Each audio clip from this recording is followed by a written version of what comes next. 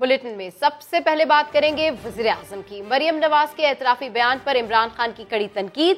इमरान खान ने कहा, हमें फाशिस्ट कहने वाले, मीडिया पर पाबंदी का इल्जाम लगाने वाले खुद मीडिया के साथ क्या करते रहे। कच्चा चिट्ठा सबके सामने आ गया। मखसूस एंकर्स और टीवी चैनल्स के साथ मिलकर मुल्क का नुकसान किया गया। वजीर मुमलिकत फारूक हबीब ने कहा, लीगी दौर में मीडिया को कंट्रोल किया गया। 24 चैनल को, समा को, 92 को और क्या नाम है इसका, ARY को कोई ऐड नहीं जाएगा। समा को कोई ऐड नहीं जाएगा। आज से समा की एड्स बिल्कुल बंद है। वो मेरी आवाज।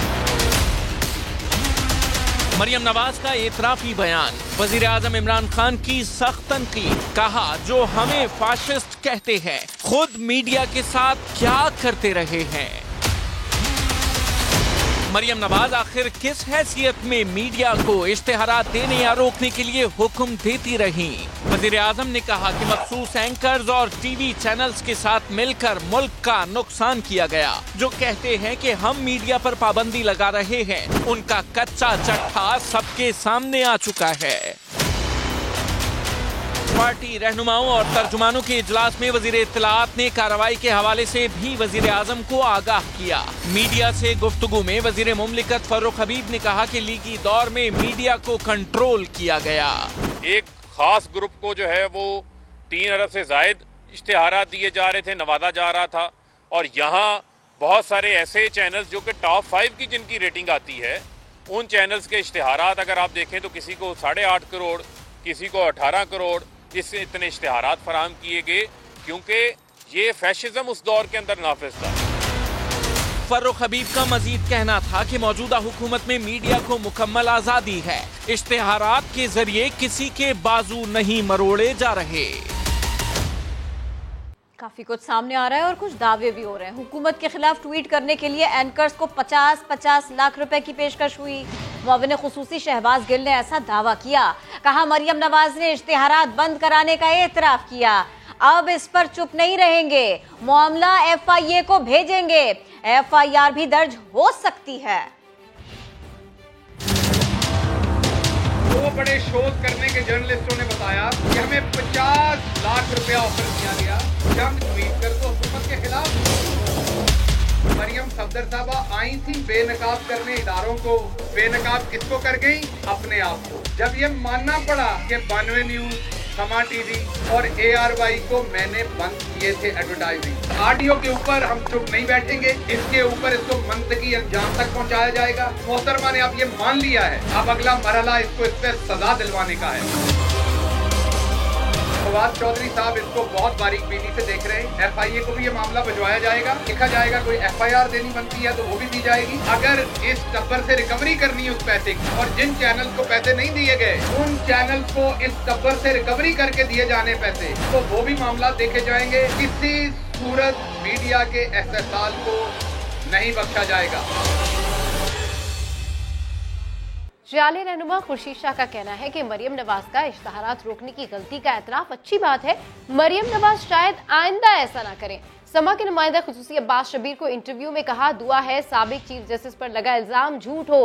साकिब निसार ने चैलेंज न किया तो इल्जाम दुरुस्त माना जाएगा। साबिक चीफ जस्टिस ऑफ पाकिस्तान के ऊपर इल्जाम लगा है, जो पहले भी लगा था, किसी एक जज ने दिया था, उसको फॉलो अप में ये हुआ। अब उसके लिए तो मैं दुआ गूं कि अल्लाह करे ये झूठ हो। मेरी राय ये है कि कम से कम उनको चैलेंज करना चाहिए कि ये गलत है, ये सही है। अगर चैलेंज नहीं करता है तो इसमीन मरियम नवाज का जो इल्जाम है वो सही है। ये पहले भी हुआ था, हमारे साथ भी हो चुका है। वो आ गई थी और फिर जिन लोगों ने ये टेप बनाए चलाए उनको कुछ नहीं हुआ। मरियम नवाज तो इश्तिहार खुद बंद करवाती रही, ऑडियो का एतराफ किया कि मेरी ऑडियो। मरियम नवाज की मर्जी है, वो जो भी कहती है उनकी अपनी सियासत है। ये बड़ी अच्छी बात है उसकी कि वो माजी के गलतियों को दोहराती है, शायद उसके बाद न करे। हम मीडिया को आज़ाद देखना चाहते हैं, हम तनकीद को बर्दाश्त करते हैं, तनकीद को अपने लिए फ़ायदेमंद समझते हैं। मेरी तो दुआ है कि बिलावल चॉइस हो और चॉइस आवाम की हो, किसी और की। Everything is possible in politics. इस वक्त ये चीज सामने आ रही है कि कॉन्स्टिट्यूशन रास्ता एक ही है कि इन हाउस आप चेंज करें। अगर हालात को बिगाड़ दिया और अनारकी फैल गई, उससे बड़े खतरनाक नतीजे होते हैं। साबिक चीफ जस्टिस पर तनकीद का मतलब तौहीन अदालत नहीं होता। इस्लामाबाद हाईकोर्ट ने साकिब निसार मुखालिफ बयानात पर मरियम नवाज और शाहिद खाकान अब्बासी के खिलाफ तौहीन अदालत की दरख्वास्त खारिज कर दी। फैसले में करार दिया गया है कि रिटायरमेंट के बाद जज भी एक आम शहरी होता है। सुहेल रशीद की रिपोर्ट। इस्लामाबाद हाई कोर्ट ने साबिक चीफ जस्टिस पाकिस्तान साकिब निसार के खिलाफ मरियम नवाज और शाहिद खाकान के बयानात को एक आम शहरी पर जाती हैसियत में तनकीद करार दे दिया। दोनों लीगी रहनुमाओं के खिलाफ तौहीन अदालत की दरखास्त नाकाबिले समात करार देते हुए खारिज कर दी। कलसूम खालिक नामी खातून वकील की दरखास्त पर अदालत आलिया के चीफ जस्टिस अतर मिनल्ला ने महफूज किया गया फैसला सुना दिया।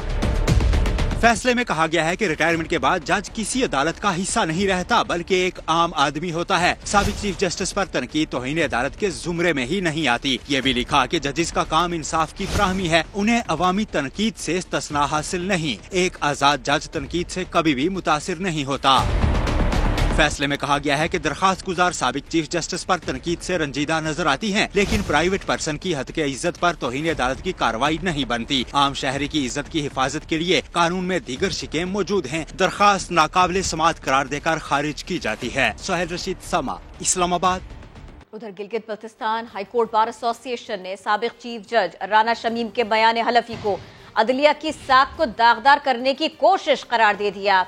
एलामिये में कहा गया है कि राना शमीम ने बहैसियत चीफ जज बार और बेंच के दरमियान गलत फहमियां पैदा की। साबिक जज वाहिद शख्सियत है जिनकी इब्तिदाई तकर्रुरी के खिलाफ गिलगित बल्तिस्तान के वकला और अवाम ने हड़ताल की। साबिक जज का एक भी फैसला अवाम में पजीराई हासिल न कर सका। लोगों को मजबूरन जिरगा करना पड़ा, मामलात को हल करना पड़ा। ये बयान हलफी कानून और अदालती इखलाकियात और रिवायात के बरक्स है। अपोजिशन लीडर शहबाज शरीफ का चीफ इलेक्शन कमिश्नर को खत टस्का इलेक्शन में धांधली करने वाले अफसरान के खिलाफ कार्रवाई का मुतालबा कर दिया। अपोजिशन लीडर की जानिब से 23 नवंबर को लिखे गए खत में दावा किया गया कि धांधली में मुलविस अफराद ने नताइज को हुकूमत के हक में मोड़ने के लिए इंतखाबी अमल पामाल किया। सरकारी ऑफिसर की रिहाइशगाह पर हुकूमती एहलकारों के साथ मुसलसल इजलास होते रहे। धांधली के जिम्मेदार विफाकी और सूबाई हुकूमत के जिम्मेदारान को बेनकाब करके कार्रवाई की जाए। और अब मामला नस्ला का। नस्ला टावर न गिराया जाए, बिल्डर्स और प्रॉपर्टी डीलर्स सड़क पर निकल आए। एहतजाज के दौरान पुलिस और मुजाहिरीन आमने सामने थे। हैरत अंगेज तौर पर इस एहतजाज में नस्ला टावर के अलॉटीज मौजूद ही नहीं थे।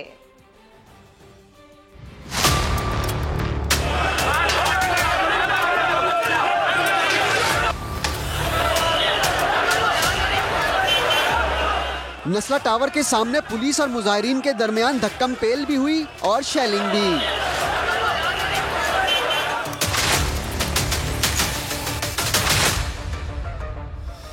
नस्ला टावर को गिराने से बचाने की आखिरी सी कोशिश में बिल्डर्स भी थे और प्रॉपर्टी डीलर्स भी। शाराए कायदीन पर नर्सरी पुल के नीचे होने वाली इस धक्कम पेल में कुछ लोग गिरे भी और चोटें भी आईं। अलबत्ता कुछ देर बाद पुलिस ने मुजाहिरीन को मुंतशिर करके शारा फैसल पर ट्रैफिक की रवानी बहाल कर दी। कुछ देर के वक्फे के बाद बिल्डर्स नस्ला टावर के सामने फिर जमा हुए, लेकिन पुलिस और रेंजर्स ने शारा फैसल की ट्रैफिक की रवानी मुतासिर करने से बाज रखा। एहतजाज करने वाली बिल्डर्स की तंजीम के चेयरमैन मोहसिन शेखानी ने कहा कि अगर नस्ला टावर गिरा तो बिल्डर्स कराची से कहीं और मुंतकिल हो जाएंगे। हैरत अंगेज तौर पर इस एहतजाज में नस्ला टावर के अलॉटीज मौजूद नहीं थे। कैमरामैन आतिफ कुरैशी के साथ सलमान अहमद, समा, कराची। आबाद ने नस्ला टावर की तामीर से पहले गैर कानूनी जमीन का मामला क्यों नहीं देखा? समा ने चेयरमैन आबाद मोहसिन शेखानी से सवाल किया तो बोले मिजाज इदारे मंसूबों की मंजूरी देते हैं, आबाद हर इंफरादी प्रोजेक्ट की मंजूरी चेक नहीं कर सकता। एक और सवाल पर कहा शहर में गैर कानूनी तामीरात रोकना आबाद का काम नहीं। उन्होंने मजीद क्या कहा, आपको सुनवाते हैं।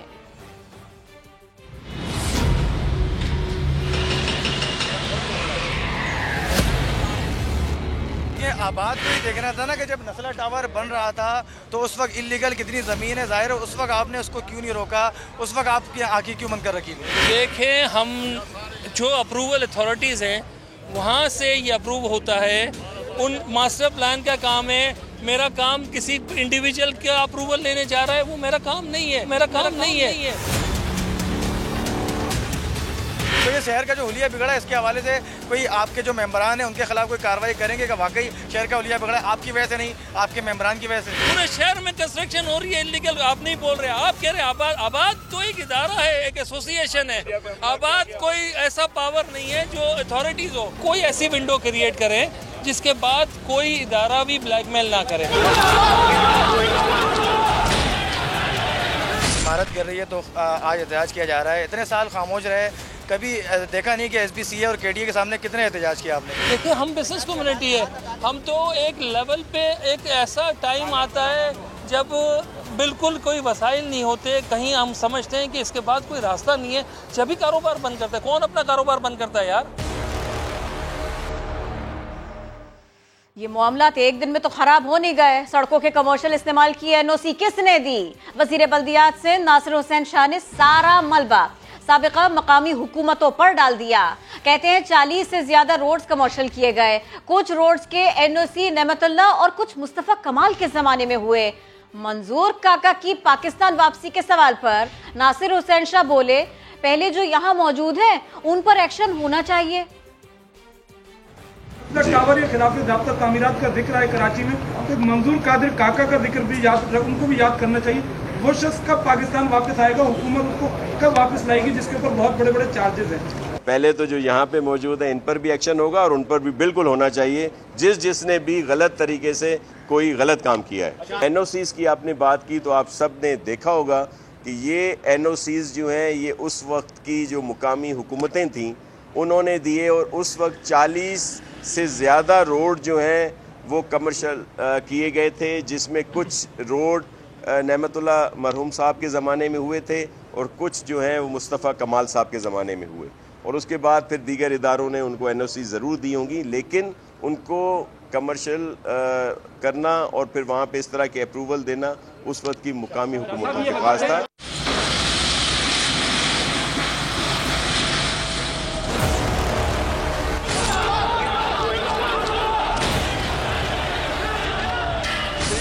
और जो प्रॉपर्टी डीलर्स हैं उनकी जानिब से नस्ला टावर को बचाने की एक कोशिश है।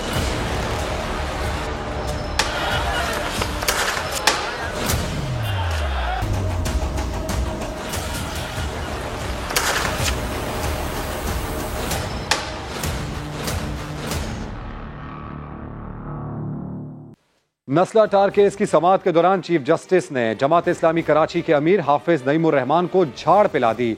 चीफ जस्टिस ने इस्तफसार किया, आप कौन हैं और इस बिल्डिंग में आपका क्या इंटरेस्ट है?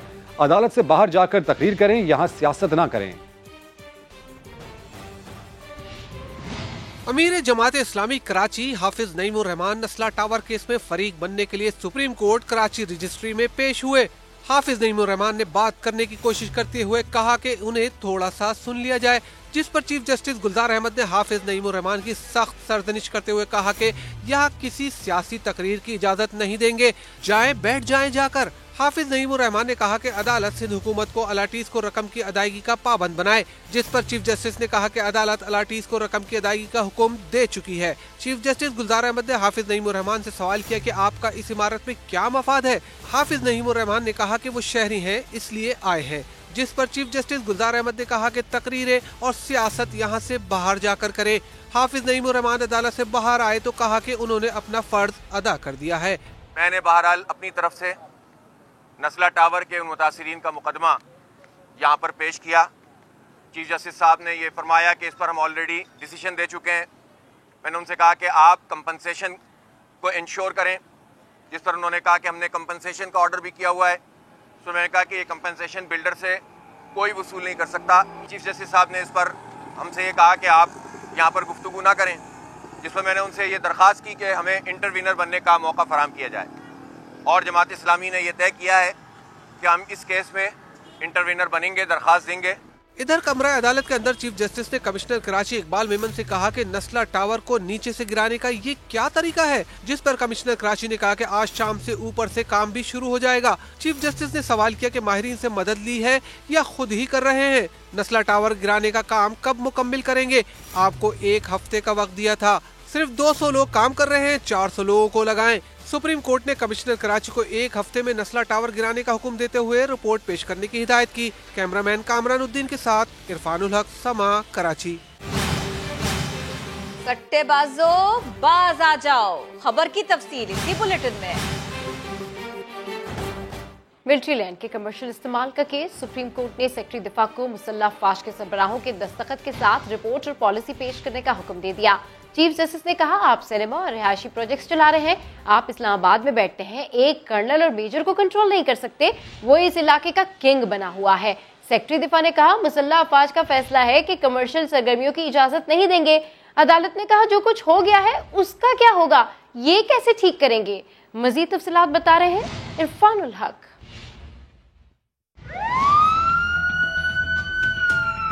सुप्रीम कोर्ट कराची रजिस्ट्री में दिफाई मकासद के लिए मुख्तस जमीनों के कमर्शियल इस्तेमाल के केस की समाअत हुई। चीफ जस्टिस गुलजार अहमद ने सेक्रेटरी दिफा लेफ्टिनेंट जनरल रिटायर्ड हिलाल हुसैन को मुखातिब करते हुए कहा कि ये क्या हो रहा है, आप लोग सिनेमा और रिहायशी मंसूबे चला रहे हैं। जिस पर सेक्रेटरी दिफा ने बताया कि अब मुसल्लह अफवाज ने फैसला किया है कि उनकी जमीनों पर कमर्शियल सरगर्मियों की इजाजत नहीं दी जाएगी। चीफ जस्टिस ने सवाल किया कि जो कुछ हो गया है इसका क्या होगा, ये कैसे ठीक करेंगे। बताया जाए कि दिफाई मकासद के लिए मुख्तस जमीनों पर कमर्शियल सरगर्मियां खत्म करने की पॉलिसी क्या है। अदालत ने मिलिट्री लैंड पर जारी कमर्शियल सरगर्मियों से मुतल्लिक पॉलिसी पेश करने का हुक्म देते हुए कहा, पॉलिसी और रिपोर्ट तीनों मुसल्लह अफवाज के सरबराहों की दस्तखत के साथ पेश की जाए।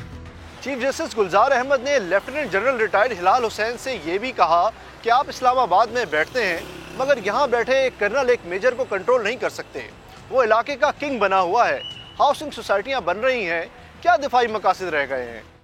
चीफ जस्टिस ने कहा, लगता है आप अदालती हुक्म का मजाक उड़ा रहे हैं, अस्करी फोर देखें, बड़े बड़े इश्तिहार लगा दिए हैं, क्या ये जमीनें दिफाई मकासद के लिए इस्तेमाल हो रही हैं। अदालत ने सेक्रेटरी दिफा से रिपोर्ट तलब करते हुए मामले की समाअत 30 नवंबर तक मुलतवी कर दी। कैमरामैन कामरानुद्दीन के साथ इरफानुल हक, समा, कराची। बात मईशत की, डॉलर नीचे आएगा तो सट्टेबाजों को बहुत नुकसान होगा। मुशीर खजाना शौकत तरीन ने खबरदार कर दिया, कहा इस वक्त रुपया डॉलर के मुकाबले में 10 रुपए अंडर वैल्यू है, डॉलर 166 रुपए का होना चाहिए। मैं स्पेकुलेटर्स को सिर्फ इतना वार्न करना चाह रहा हूँ कि ये रुपया दूसरी साइड पे जाएगा, और जब जाएगा तो उनको बहुत बुरी मार पड़ेगी। स्पेकुलेशन बंद कर दे over my dead body.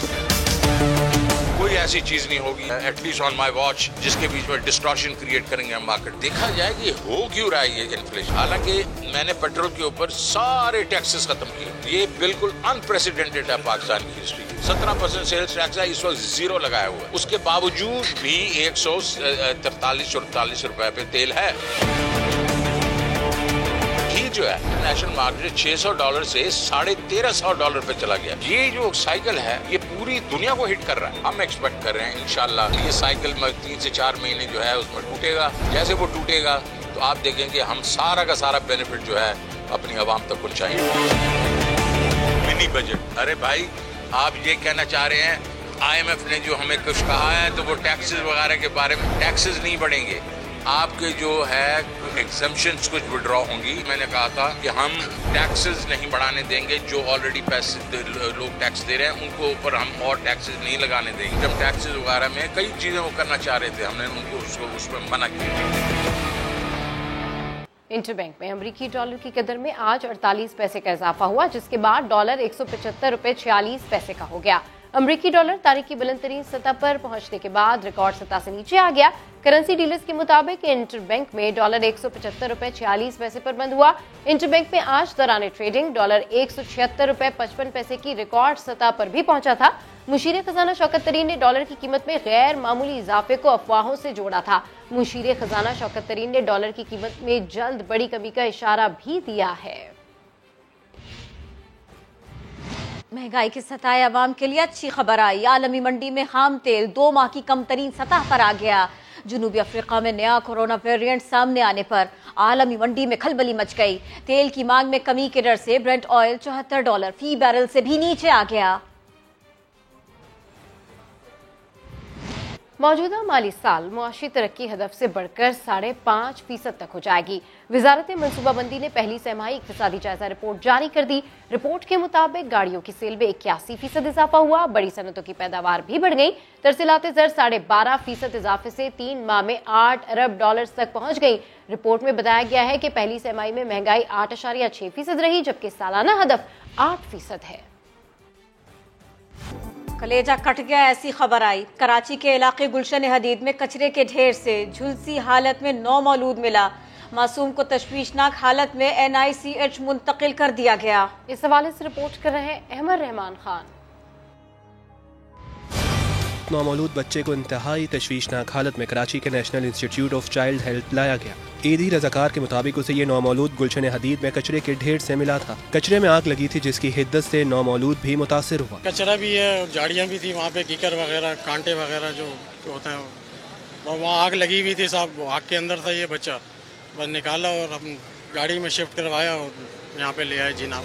NICH के डॉक्टर्स का कहना है कि नौमौलूद पैदाइशी जल्दी बीमारी में मुब्तला है, जिसकी शिद्दत में झुलसने की वजह से मजीद इजाफा हुआ है। इसको जो बीमारी है उसका नाम है हर्लीक्विन इक्थायोसिस। ये यूजुअली बहुत ही रेयर जेनेटिक डिजीज है जो 1 in 5 lakhs में होती है और मेल और फीमेल बच्चों को इक्वली अफेक्ट करती है। ये एक जेनेटिक डिसऑर्डर है, बेसिकली ऑटोसोमल रिसेसिव, जिसमें थिक प्लेट्स ऑफ स्किन बनती हैं, उसके बाद वो क्रैक होते हैं, फिशर्स होते हैं और उसके बाद ब्लीड भी होता है और उसकी फिर अपनी कॉम्प्लिकेशंस होती हैं। गुलशन हदीद पुलिस अब तक ये पता नहीं चला सकी है कि सांस लेते नौमौलूद को कचरे के ढेर में फेंकने वाले कौन थे। कैमरामैन राशिद इरशद के साथ अहमद रहमान खान, समा, कराची।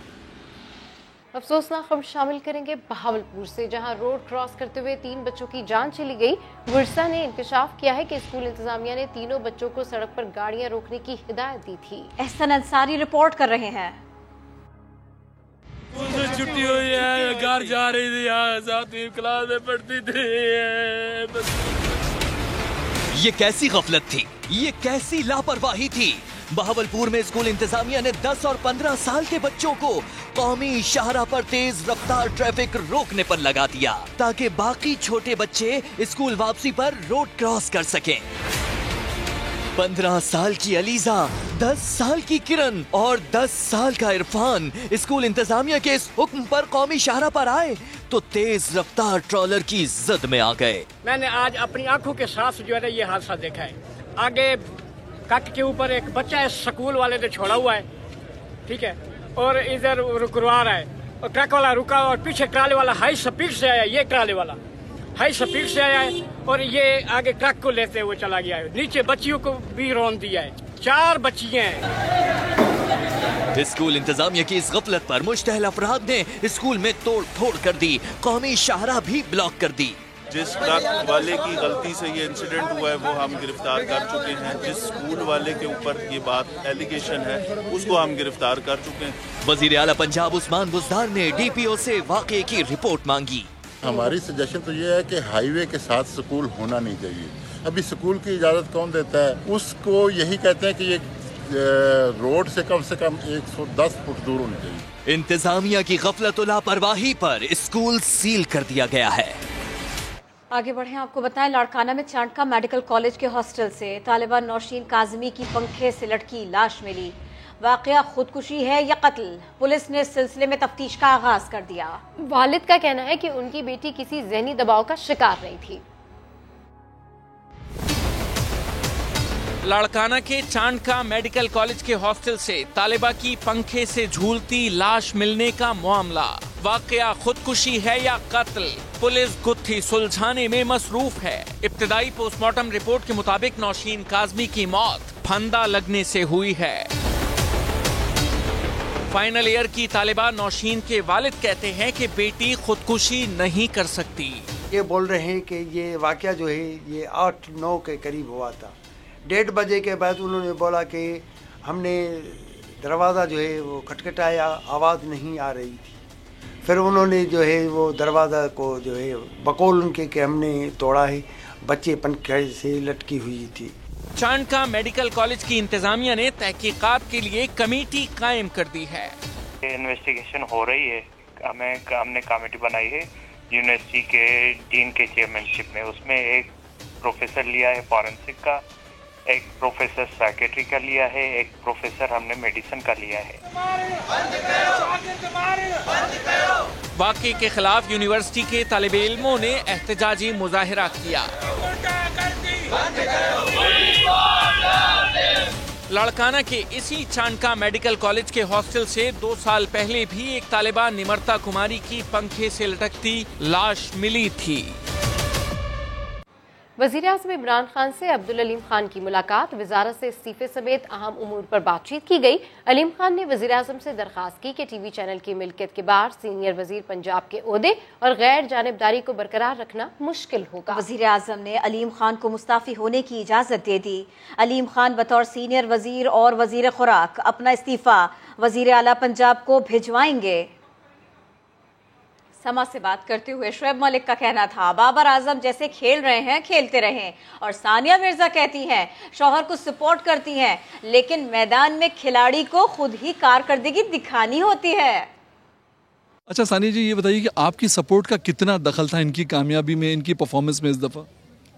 आई थिंक कि हम जो भी एक दूसरे को सपोर्ट कर सकते हैं वो करते हैं, लेकिन जो आखिर में आपको अपने आप ही फील्ड पे या कोर्ट पे खेलना होता है, तो आई डोंट थिंक मैं इसके लिए कोई भी क्रेडिट लूँगी। As a wife I support him and but everything is on him. बिल्कुल सही है। सर ये बताइए कि कब तक माशाल्लाह पिच पे रहेंगे आप? इस दफ़ा तो परफॉर्मेंस शानदार रही, फिट भी हैं आप, कब तक रहेंगे पिच पे, क्या इरादा है?